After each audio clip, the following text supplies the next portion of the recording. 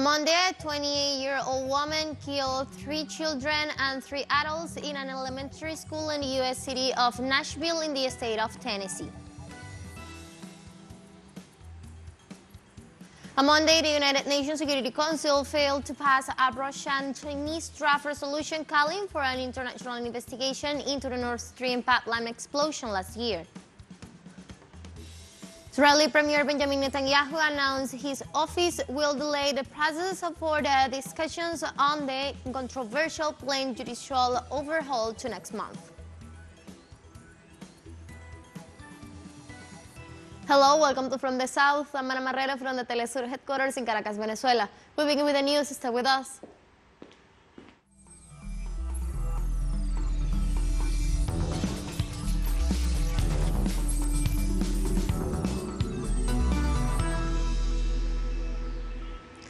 In the United States, a school shooting today in Nashville, Tennessee left 3 children and 4 adults dead, including the perpetrator, local authorities said.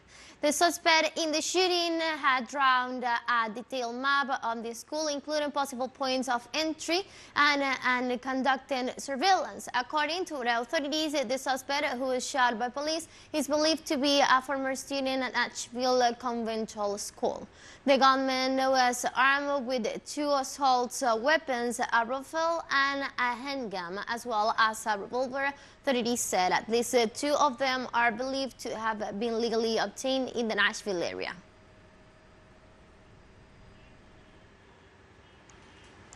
In this context, the President of the U.S., Joe Biden, called on Congress once again to pass his assault weapons ban after the Nashville shooting on Monday. I just want to speak very briefly about the school shooting in Nashville, Tennessee. You know, Ben and I have been doing this our whole careers, it seems. And it's just, it's sick. You know, we're still gathering the facts of what happened and why. And we do know that as of now, there are a number of people who did not make it, including children. It's heartbreaking, family's worst nightmare. And I want to commend the police who responded incredibly swiftly, within minutes, to end the danger. We're monitoring the situation really closely, Ben, as you know. And we have to do more to stop gun violence. It's ripping our communities apart, ripping the soul of this nation, ripping at the very soul of the nation. And we have to do more to protect our schools so they aren't turned into prisons. You know, the shooter in this situation reportedly had 2 assault weapons and a pistol, 2 AK-47. So I call on Congress again to pass my assault weapons ban. In Brazil, the Minister of Communications, Secretary of the Brazilian Presidency, Paulo Pimenta, assured that President Luis Ignacio Lula da Silva is recovering very well, and today he is making efforts to resume his agenda. Pimenta expressed on social networks that the president's recovery is going very well. He also points out that the postponement of the trip to China was much more due to influenza. Based on medical advice, the Defender of Workers' Party decided last Saturday to postpone his weekend trip to Beijing as suspension communicated to the authorities of the country. Lula was admitted to the Syrian-Lebanese hospital in Brazil on March 23rd with flu-like symptoms.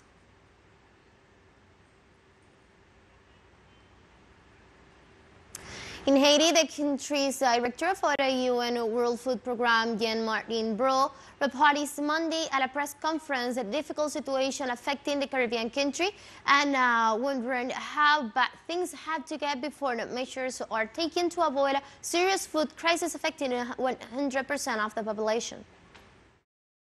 Haiti is slowly sliding into a hunger emergency. Last week, we released new numbers. These numbers show that 5 million people in Haiti are facing acute hunger. I'd like to put these numbers into perspective. These numbers have tripled since Hurricane Matthew in 2016. The number of food insecure people in Haiti has tripled. It's half of the population. And these are, simply put, some of the worst food security conditions on record for Haiti. Additionally, Jean-Martin Brault called upon the international community for a strong humanitarian response. Again, Haiti can't wait.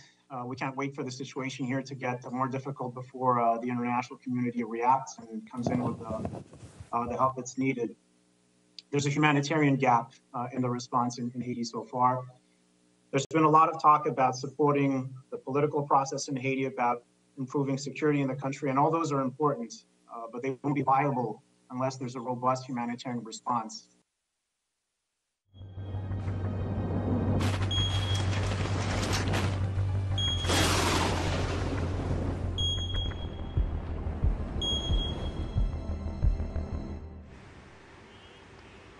The Peruvian National Meteorology and Hydrology Service warns above normal rainfall between April and June.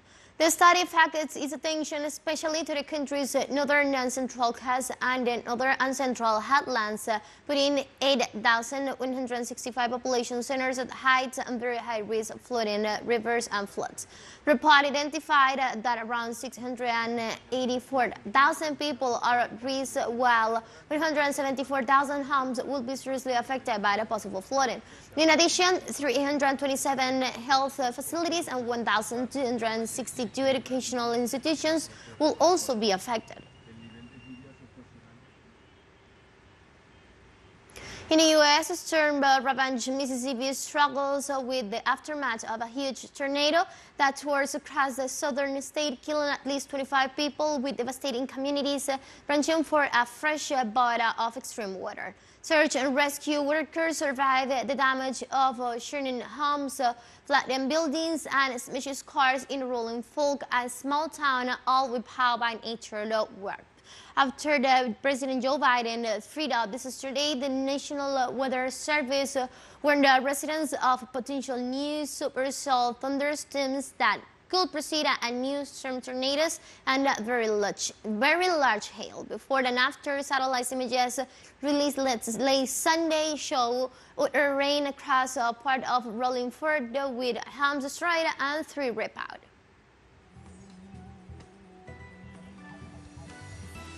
Let's take a very short break now, but remember, you can now follow us on our TikTok account as teleSUR English, in which you will be able to see news in different formats, news updates, and more. Stay tuned for more news.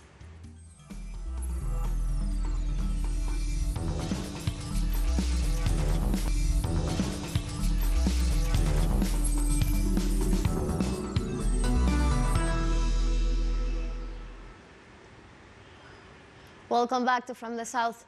On Monday, the United Nations Security Council failed to pass a Russian-Chinese draft resolution calling for an international investigation into the Nord Stream pipeline explosion last year.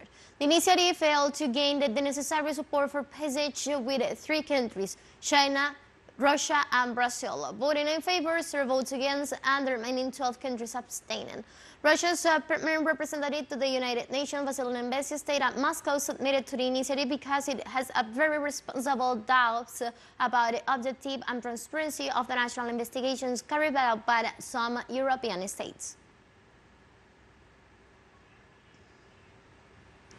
The Hungarian parliament, dominated by Prime Minister Viktor Orban's far-right Finnish party, ratified Finland's NATO membership on Monday after months of diplomatic lead change delayed. A large majority of lawmakers, with 182 votes for versus 6 against, approved the accession of the Nordic country into the military alliance. The vote means that 29 out of 30 NATO member states' parliaments have ratified Finland's accession, with the exception of Turkey, which must decide its vote next month. NATO's expansion into Finland, a country with 1,340 kilometers border with Russia, will roughly double the length of the military bloc's currently frontier.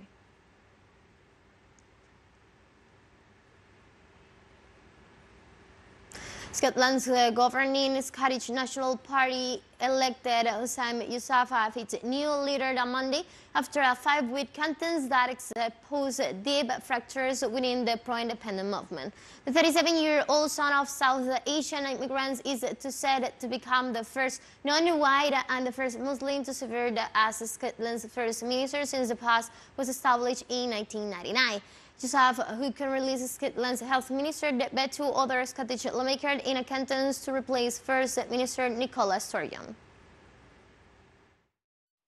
Joining the SNP for me was an act of hope, but it was also a statement of intent. I was determined then, as I am now, that we will deliver independence for Scotland, together, as a team. I'm a proud Scot, and equally a proud European too, and Scotland is a European nation. We want to return to the European Union and play our part in building a continent that's based on human rights, on peace, prosperity, and social justice. India's main congressional opposition protested in parliament against the qualification of their leader Rahul Gandhi from the chamber. The protesters wore black outfits, held placards reading "Save Democracy," and threw paper in the parliament hall Monday after Gandhi's lost his parliament seat on Friday. The 52-year-old leader received a 2-year jail sentence by the court in the western state of Gujarat from the defamatory comment made during a rally in the 2019 elections.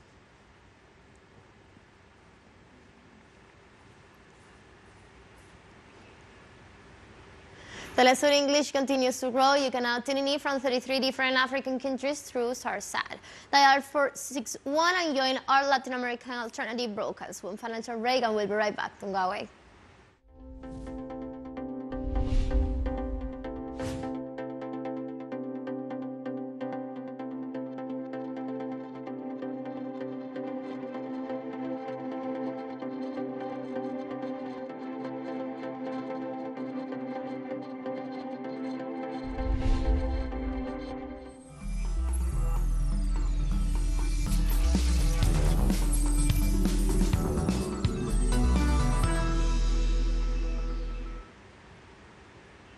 Welcome back. Israeli Prime Minister Benjamin Netanyahu announced his office will delay the process for discussions on the controversial planned judicial overhaul to next month, according to a statement from the far-right and coalition member party Jewish Power on Monday. In his statement in a televised address, Netanyahu said his decision came as part of a national responsibility. The decision comes after mass overnight protests over the sinking of his defense chief and its plans to overhaul the judiciary. Out of a sense of national responsibility, out of a will to prevent a rupture among our people, I have decided to pause the second and third readings of the bill in this session of the Knesset in order to give time and reach that wide consensus. In Russia, the State Archive of Scientific and Technical Documentation published images of the site of the plane crash that killed Soviet cosmonaut Yuri Gagarin 55 years ago on March 27, 1868. The images showed the working of the fuselage of the MiG-15 aircraft in which Gagarin was flying together with a military pilot Vladimir Surygin. The snapshots are that day, March 28, 1868, one day after the crash. Among other things, photos from newspapers reporting the tragedy and the state funerals of both crew members were also published.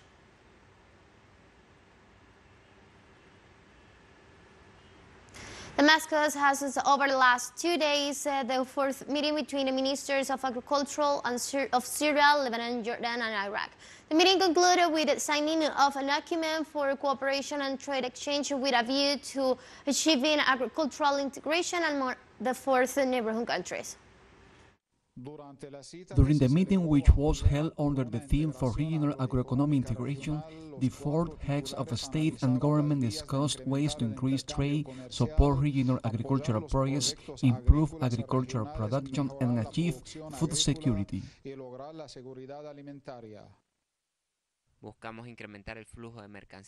We seek to increase the flow of goods and agricultural products between our four Arab countries and their export to other Arab and foreign nations, which is why this meeting is of particular importance, and it includes all relevant actors and organizations that can lay the foundations for joint development projects and partnerships that could help us achieve our goal of ensuring regional food security.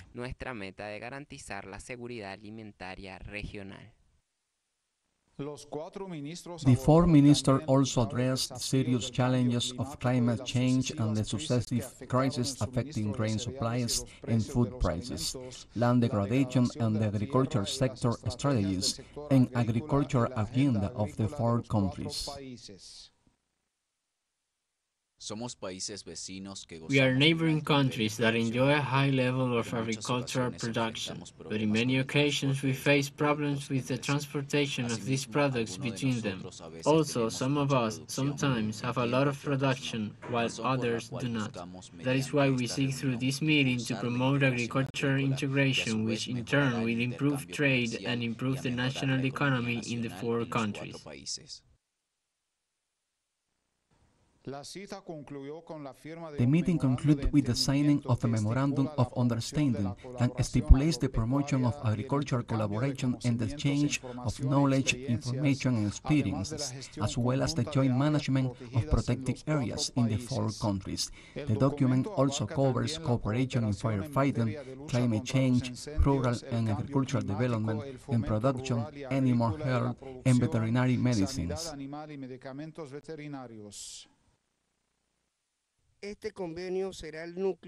This agreement will be the core of a comprehensive agreement that will include all Arab countries in the next stage, which, in addition to improving the living standards of citizens, will help to reduce the severe climate changes that plague our Arab region, especially in the Middle East and these four countries.